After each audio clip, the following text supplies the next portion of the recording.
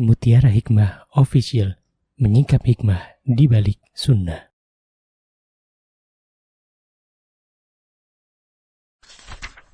Salurkan donasi terbaik Anda untuk mendukung dakwah Mutiara Hikmah Official. Mari siapkan bekal akhirat kita. Jangan lewatkan kesempatan emas ini. Ayo kita berkontribusi dalam program pembangunan Masjid Mutiara Hikmah yang dibina langsung oleh Ustadz Hanan Yasir MA dan Ustazah Imro'atul Azizah.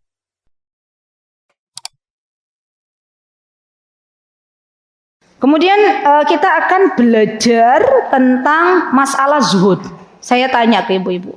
Ya, kita samakan persepsinya dulu. Zuhud itu ibu-ibu, teman-teman semuanya yang hadir di Masjid Mangkuyudan, menurut panjenengan semuanya, zuhud itu adalah amalan yang berkaitan dengan dohir atau dengan batin.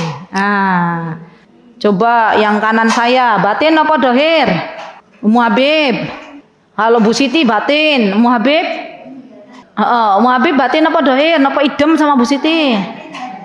Lahir batin, loh kok ganti? Oh, saniki ganti lahir batin. Yo lahir batin Bu Siti. Ummu Habib lahir batin juga idem. Taruh tengah-tengah. Lahir batin apa lahir mawon apa? Hah? Idem sama Bu Siti. Lahir batin. Yo. Sebelah kiri saya lahir batin apa busur? Busur Yati ya?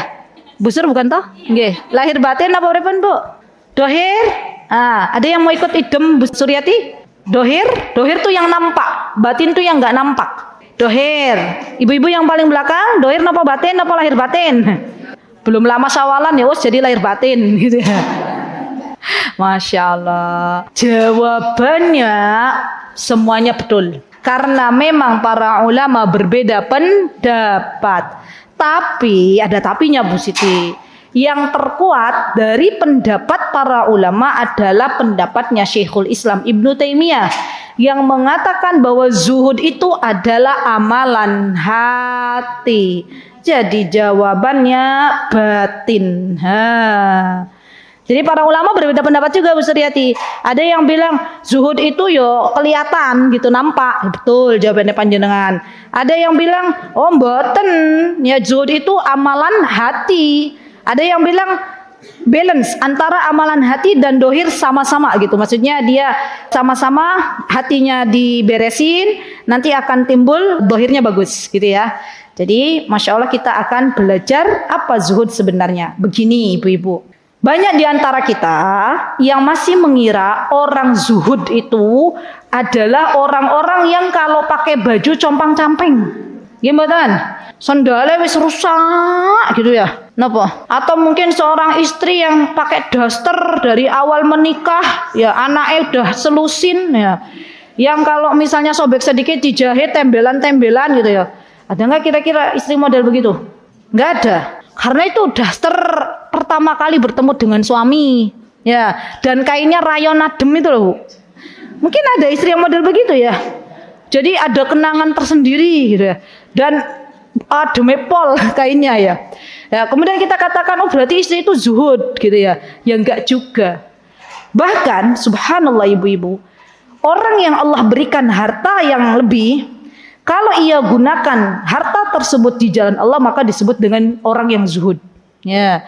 Jadi ada tuh para sahabat seperti Utsman bin Affan, Abdurrahman bin Auf radhiyallahu anhuma yang mereka diberikan harta oleh Allah, namun mereka hatinya tidak terikat dengan dunia. Kita akan belajar gimana ya caranya zuhud. Jadi zuhud itu arti yang sesungguhnya adalah bukan orang yang pakai pakaian compang-camping, ya orang yang dia dohirnya misalnya umul gitu ya, tidak bersih, ya bukan itu. Tapi lebih kepada orang yang zuhud itu lebih kepada ia melakukan sesuatu dengan apa yang Allah ridhoi. Jadi lebih kepada mencari ridhonya Allah, zuhud tuh. Ya, ada beberapa pendapat ibu-ibu masalah zuhud ya. Yang pertama, boleh kita belajar. Apa sih zuhud itu artinya? Yang pertama, meninggalkan perkara yang tidak bermanfaat untuk akhirat. Meninggalkan perkara yang tidak bermanfaat untuk akhirat. Walaupun hukumnya mubah, meninggalkan perkara yang tidak bermanfaat bagi akhirat walaupun hukumnya mubah. Contoh, misalnya apa ibu-ibu?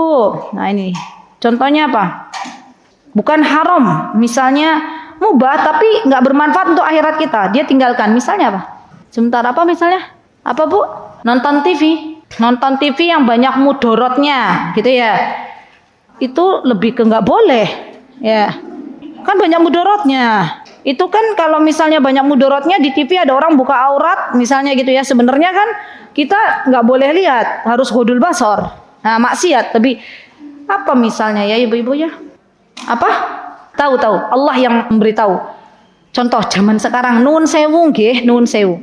Ini sesuatu yang mubah tapi tidak bermanfaat banget bagi akhirat. Contoh, membuang-buang waktu nyari kulineran sampai ke pelosok desa.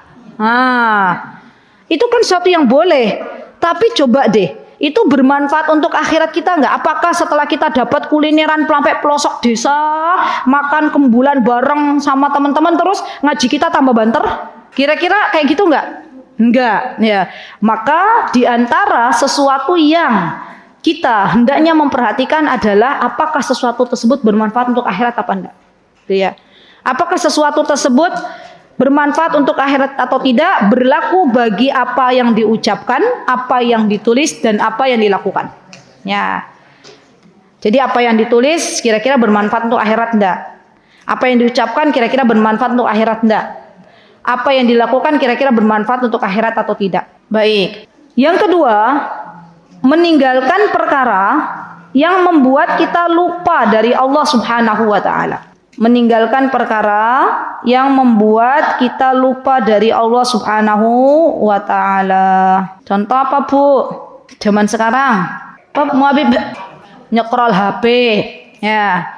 Nyekrol HP berlebihan. Nah, itu kan membuat lalai dari Allah Subhanahu wa taala. Ya, berarti orang yang HP-nya jadul tapi sukanya nyekrol HP, ya bukan orang zuhud. Kenapa? Karena ia tidak meninggalkan sesuatu yang membuat dia lalai dari Allah Subhanahu wa taala. Baik. Yang ketiga.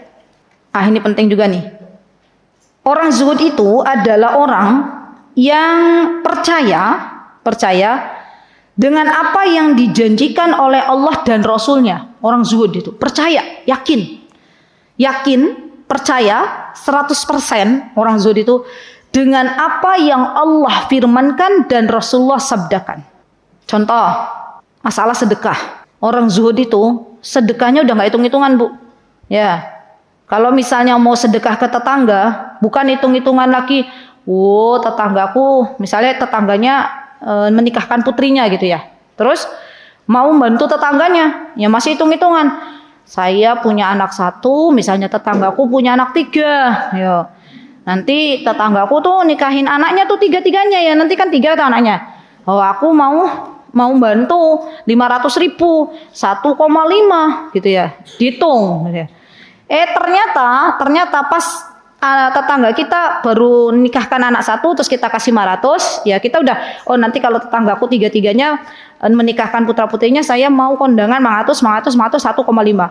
Pas kita nikahkan putri kita, tetangga kita datang nyumbang gitu ya, sedekah gitu ya kepada kita. Pas buka amplop kaget, wing. Isinya 50.000. Ya sama-sama 50 cuma beda 0. Ya, sama-sama 5 maksudnya. 1 nolnya 4, 1 nolnya 5. Ya, orang zuhud kalau memang sudah niat pengen sedekah kepada tetangganya, kalau menikahkan putra-putrinya 500 dan Allah berikan kelebihan harta, ya udah enggak apa-apa, 500. Enggak akan hitung-hitung. Orang aku nanti nyumbangnya 1,5 DWS saya ketemu. Itu enggak berlaku bagi orang zuhud. Karena dia yakin, percaya bahwa apa yang ia berikan, apa yang ia sedekahkan, Allah yang ganti. Masya Allah. Ilmu ini tuh ya Allah, ilmu yang enggak bisa hanya teori aja, Bu. Ya kadang kita diuji sama Allah. Ya. Iya enggak, Bu? Kalau di masyarakat kita itu berlaku nggak sih orang kondangan ditulis gitu?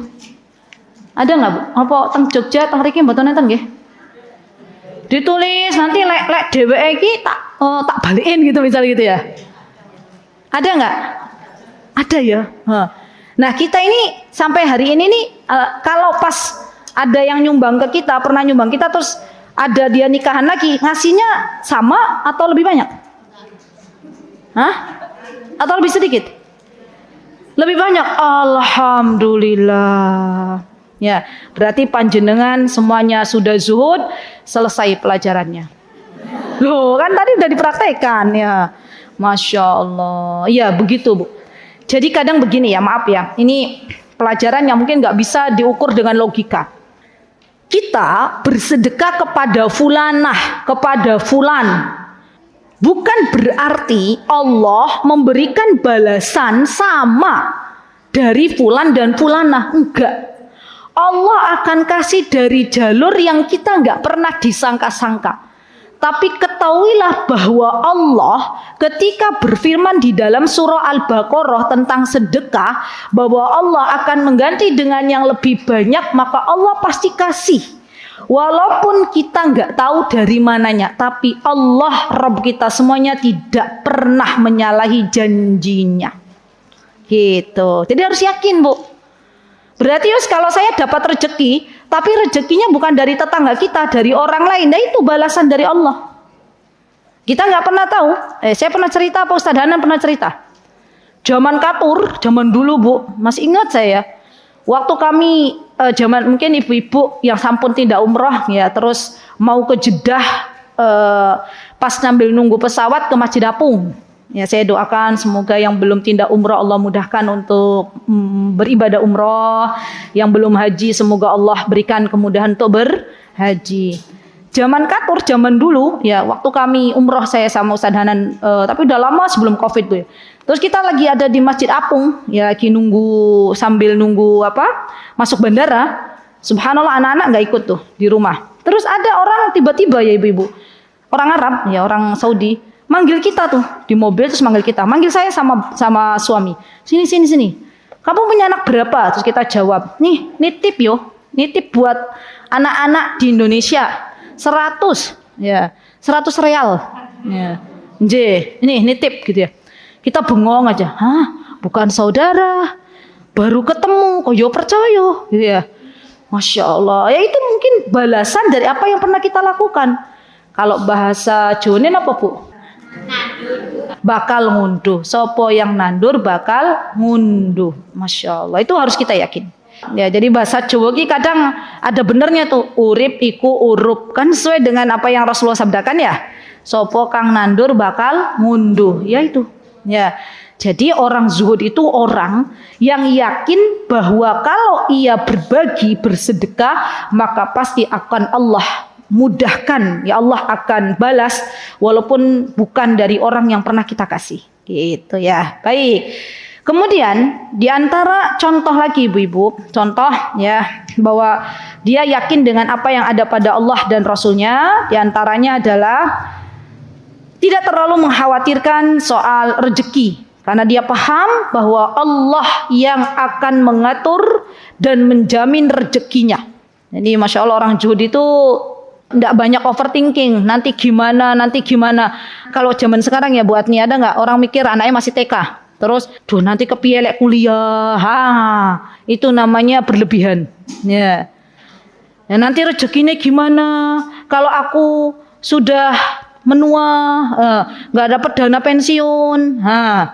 Apakah satu-satunya rezeki itu dari jalur dana pensiun? Kan tidak. Allah yang mengatur setiap rezeki hambanya. Tidaklah makhluk yang ada di muka bumi ini kecuali Allah akan berikan rezekinya. Janin yang di rahim ibu yang nggak bisa ngapa-ngapain, belum bisa lihat dunia saja, Allah kasih nggak rezekinya? Allah kasih. Maka orang yang zuhud itu orang yang yakin bahwa rezeki itu akan Allah datangkan selagi kita masih diberikan usia di muka bumi ini. Tugas kita apa Bu? Tugas kita adalah berdoa dan berikhtiar. Jadi kalau rezeki itu sudah Allah udah kasih, cuman tugas kita ikhtiar doa. Baik. Kemudian yang keempat, ya arti zuhud. Orang yang zuhud itu, ibu-ibu, adalah orang yang lebih memikirkan pahala dari Allah dibandingkan musibah yang Allah beri. Masya Allah, ini berat, Bu. Orang yang fokusnya ke pahala, ya, pahala yang Allah sediakan daripada musibah yang Allah berikan. Masya Allah. Itu orang zuhud. Jadi orang yang seperti ini nih orang yang hatinya ki lega gitu loh. Hatinya ki bening, Bu. Ya karena yang ada dalam hatinya tuh baik sangka terus sama Allah. Paham enggak maksudnya, Bu? Enggak ada buruk sangka. Ya. Terus Allah berikan taufik untuk berbaik sangka terus sama Allah. Ada datang musibah, dia berpikir, oh mungkin ini karena dosa-dosaku gitu kan. Datang musibah lagi ujian, oh ini mungkin caranya Allah menguatkan hidupku. Allah kuatkan. Ya. Jadi orang zuhud itu orang yang hatinya selalu berbaik sangka kepada Allah. Ya. Allah ambil anaknya, Allah kuatkan lagi. Oh mungkin itu menjadi tabungan di akhirat. Itu zuhud itu. Jadi Allah ambil rumahnya, ya dia bersedih, tapi tidak terlalu lama bersedihnya. Orang bersedih itu boleh, tapi tidak boleh terlarut-larut. Oh Allah ambil rumahku, mungkin akan Allah gantikan dengan yang lebih baik. Berbaik sangka lagi sama Allah. Masya Allah. Bu, ini nasihat untuk diri saya terlebih dahulu ya. Apa yang saya ucapkan di depan ya, terutama mobil khusus, semuanya nasihat untuk diri saya dan mudah-mudahan Allah memudahkan kita. Karena terkadang teori itu mudah untuk kita baca, tapi hanya dengan pertolongan Allah, ya itu semuanya akan bisa kita laksanakan. Jadi semoga Allah Subhanahu wa taala memberikan kepada kita keyakinan bahwa apa yang Allah takdirkan kepada kita, apa yang Allah telah gariskan untuk kita, semuanya adalah baik. Semuanya apa, Bu? Baik, ya. Sehingga kita tidak lagi bermudah-mudahan untuk buruk sangka, tapi semuanya kita lebih kepada berbaik sangka. Baik. Kemudian terakhir, orang yang zuhud itu, ibu-ibu, adalah orang yang kalau dipuji ataupun dicela merasa sama aja. Jadi nggak ngefek. Orang yang tidak berubah karena pujian manusia atau celaan manusia. Enggak. Itu orang yang zuhud. Maksudnya pripun us? Gini.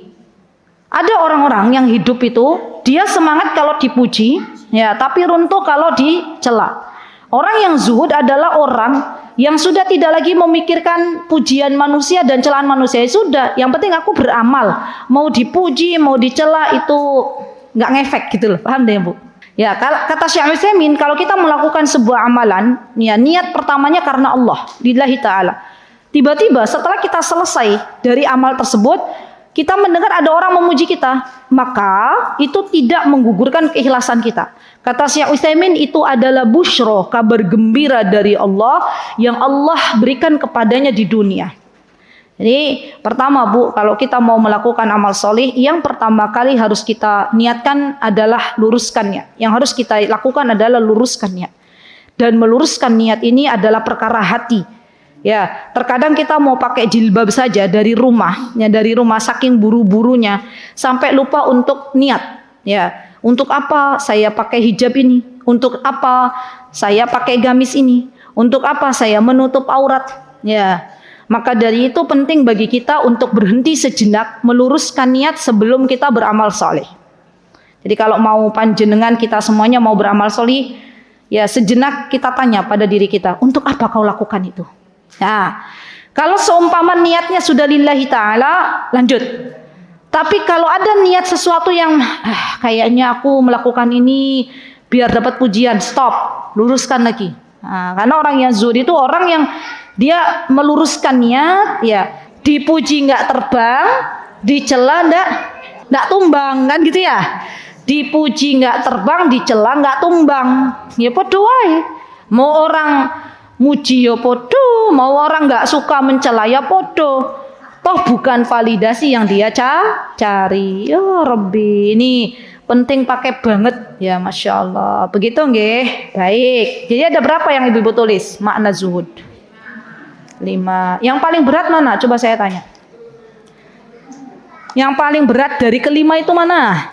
Coba tengok. Yang poin berapa? Hah? Poin 5? Oh, pinter ibu-ibu. Masalah niat nggih? Masya Allah. PR. Karena paling berat jadi PR. Langsung praktekkan PR Bu. PR-nya adalah ketika panjenengan keluar dari masjid ini. Nanti ya, keluar dari masjid. Diingat-ingat. Amal solih mana yang Allah bukakan untuk kita? Beda-beda amal solihnya. Dan sebelum melakukan amal solih, luruskan niat.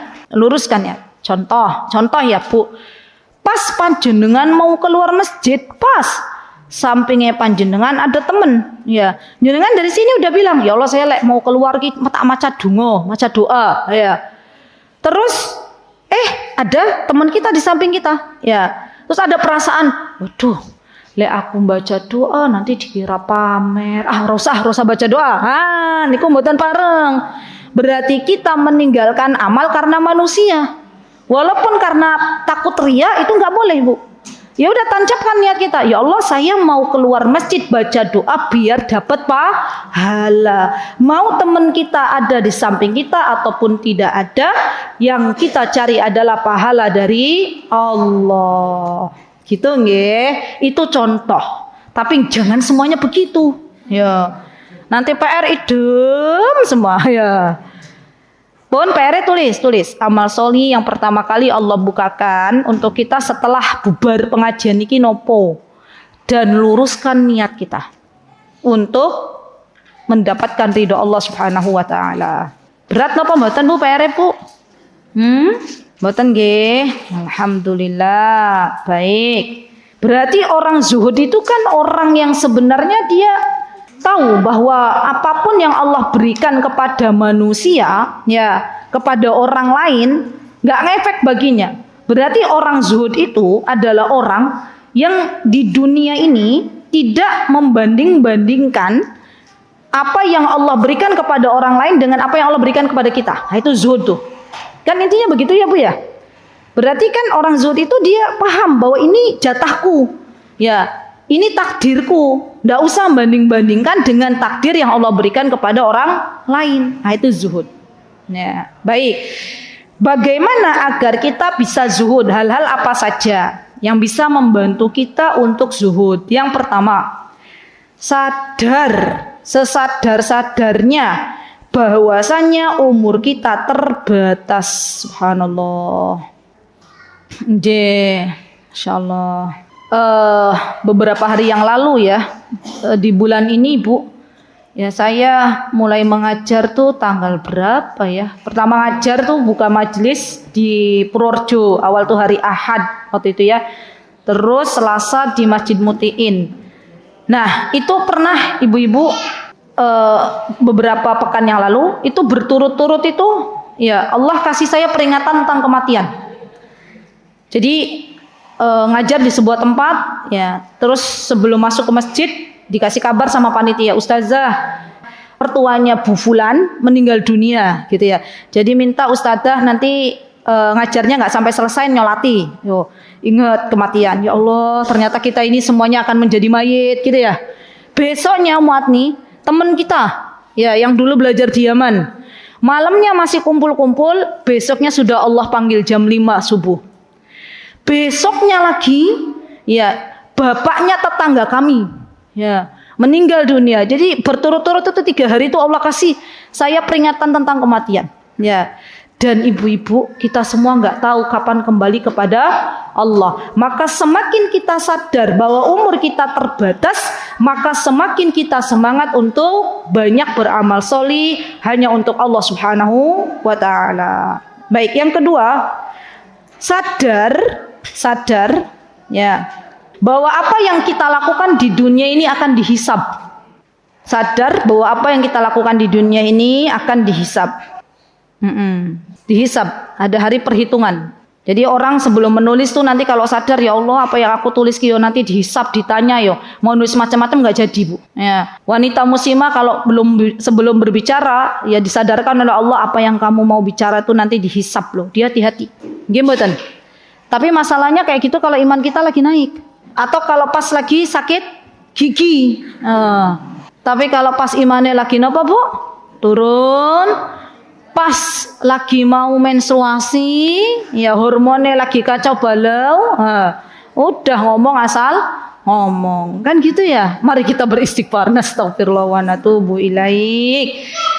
Semoga Allah jauhkan kita semuanya dari api neraka. Amin. Baik, yang terakhir. Merenungkan tentang hakikat dunia yang sedikit dan menipu dan hakikat akhirat sebagai tempat tujuan kita. Merenungkan hakikat dunia yang sedikit ya, hakikat dunia kan cuma sedikit sebentar, dan menipu serta merenungkan hakikat akhirat yang menjadi tujuan kita. Karena orang yang zuhud itu orientasinya udah akhirat, Masya Allah. Jadi lebih dia fokusnya akhirat. Dalam Bu Siti? Oh, pulang ke kampung halaman. Nggih, leres. Ya, ini bukan tempat tinggal kita, tapi kampung halaman kita adalah negeri akhirat. Semoga Allah Subhanahu wa taala kelak ketika masanya kita dipanggil oleh Allah, Allah panggil kita dalam keadaan kita mendapatkan predikat husnul khatimah. Amin. Semoga Allah masukkan kita semuanya ke dalam surga tanpa hisab dan tanpa azab. Amin. Semoga Allah wafatkan kita di kota Madinah. Amin. Dan semoga Allah kubur ya kita semuanya di pekuburan Baqi yang ada di samping Masjid Nabawi. Amin. Allahumma amin. Baik, insyaallah cukup ibu-ibu. Aqulu qauli hada wastaghfirullah li wa lakum wa akhiru da'wana alhamdulillahi rabbil alamin. Wassalamualaikum warahmatullahi wabarakatuh. Mutiara Hikmah Official, menyingkap hikmah di balik sunnah.